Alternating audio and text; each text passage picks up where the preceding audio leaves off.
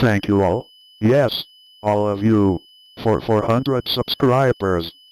I think everyone knows what TTS voice I am now, but I am old Paul, one of the many voices that Jerry's EAS Mock uses.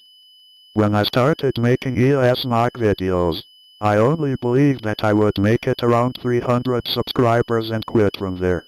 But all of you subscribers have motivated me to continue making videos, even when I was in horrible situations. You all are the best, and let's continue from here. With this, the questions and answers form is now officially open, and it will close soon.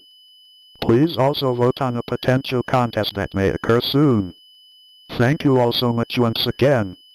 This has been a message from the Jerry's EAS Mock's Emergency Alert System channel. Normal programming will resume shortly.